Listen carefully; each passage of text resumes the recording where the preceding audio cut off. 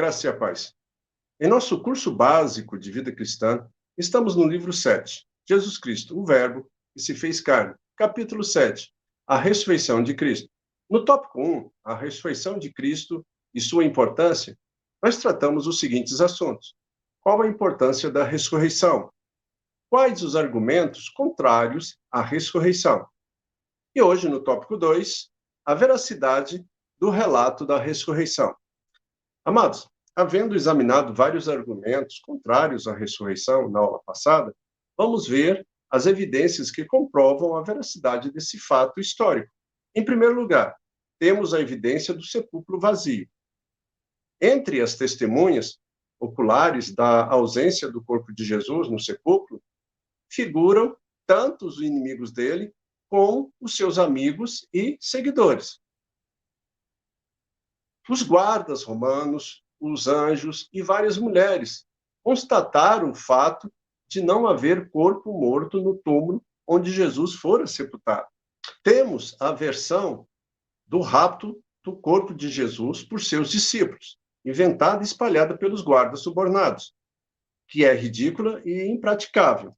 Amados, observe como é que um grupinho, vou chamar assim, um grupinho amedrontado e desorganizado de 11 discípulos poderia subjugar os bem treinados e aguerridos soldados romanos que guardavam o sepulcro. Imagine, pensa na cena.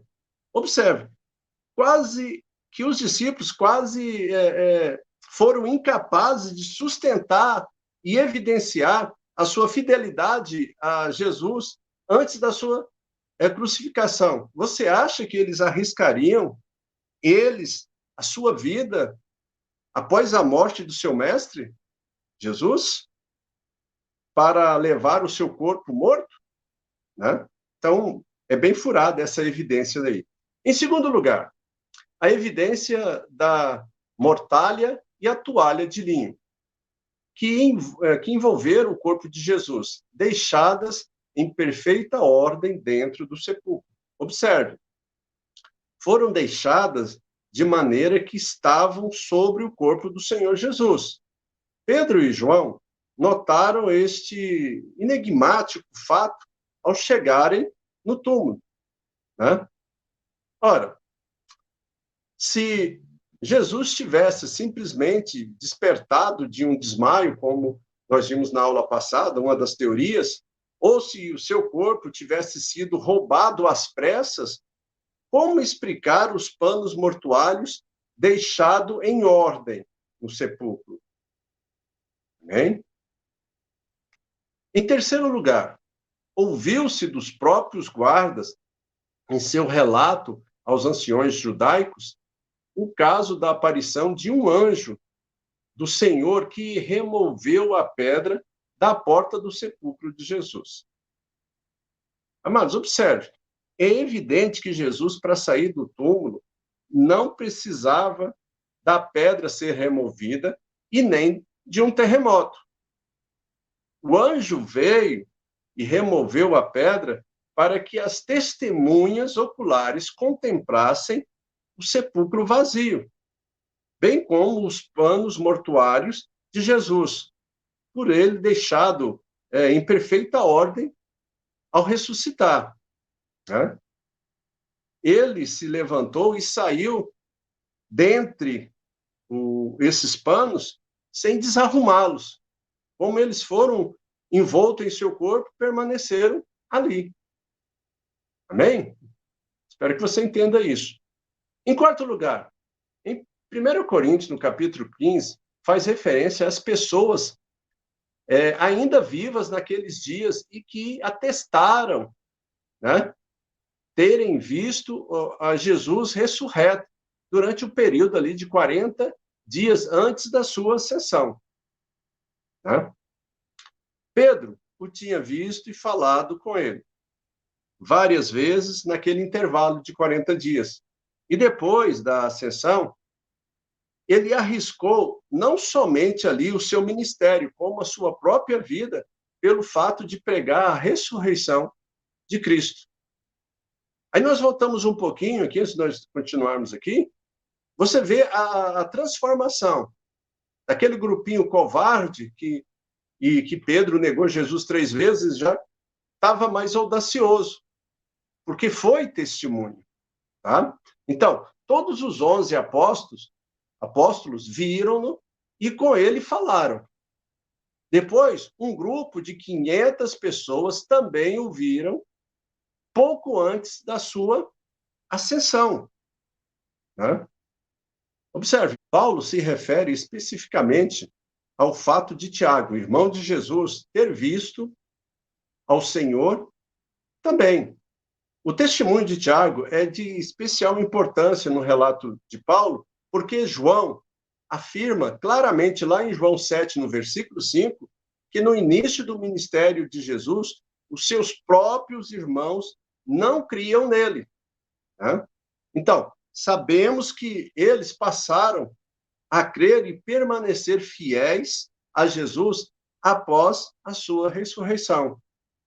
Pois lá em Atos, no capítulo 1, versículo 14, os menciona como estando no cenáculo com os demais discípulos por ocasião ali de Pentecostes. Bem? Observe, amados. Então, durante os 40 dias que permaneceu na terra, após a sua ressurreição, Jesus apareceu às seguintes pessoas. E aqui eu abro um parênteses, eu vou falar só o nome das pessoas, as referências estão aqui anotadas.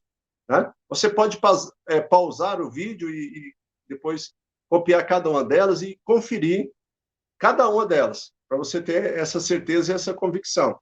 Então, vamos lá. Maria Madalena, os 10 sobre portas fechadas. Aos 11, inclusive Tomé. Aos 7, à beira do mar da Galileia. Né?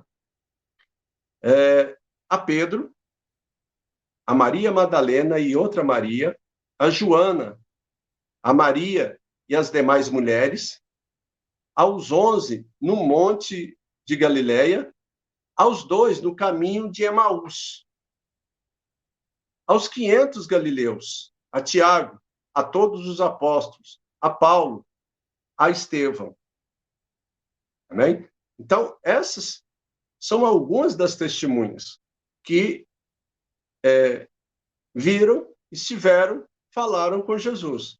A ressurreição, ela serve como um selo de Deus no ministério e na pessoa de Cristo Jesus. Amém? Em Romanos, no capítulo 1, verso 4, nos diz que Jesus foi designado Filho de Deus com poder segundo o Espírito de santidade, pela ressurreição dos mortos, a saber, Jesus Cristo, nosso Senhor. E aqui nós lembramos, em resposta a um pedido dos doutores e mestres da lei, que pediram um sinal da parte dele, como demonstração de autoridade quanto ao seu ensino.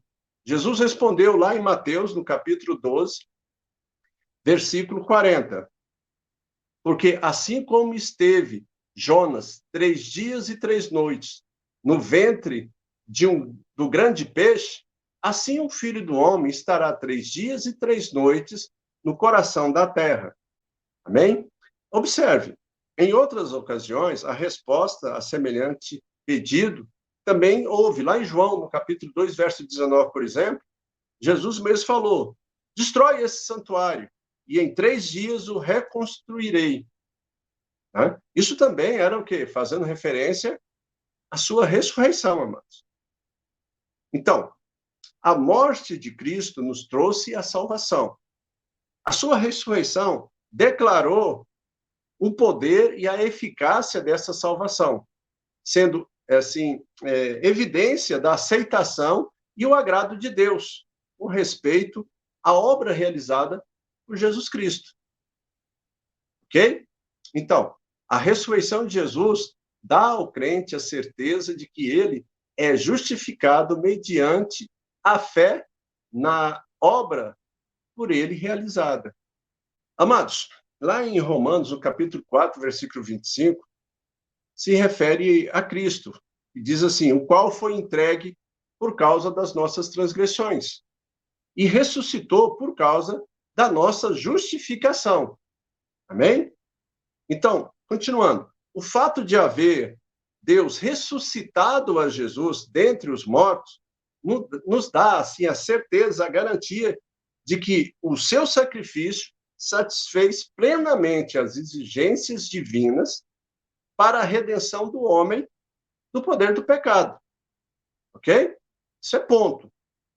Não tem como discutir esse assunto. O evento da ressurreição faz nos lembrar do momento em que o sumo sacerdote, no Antigo Testamento, uma vez por ano, entrava no Santo dos Santos com o sangue dos sacrifícios oferecido pelos pecados da nação. Os israelitas aguardavam, ansiosos, a saída do sumo sacerdote, após ministrar em favor da nação. Entenda isso. O fato dele reaparecer vivo significava que o seu sacrifício fora aceito por Deus em favor do povo. Amém? Assim, a ressurreição de Cristo nos garante a presença constante no céu desse nosso sumo sacerdote, intercedendo sempre por nós perante a face de Deus.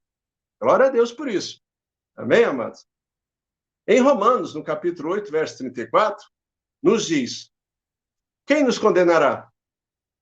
É Cristo Jesus quem morreu, ou, antes, quem ressuscitou, o qual está à direita de Deus e também intercede por nós. Amém? A ressurreição de Cristo garante ao crente o poder de que ele necessita para levar uma vida vitoriosa no viver e no serviço divino. Amém?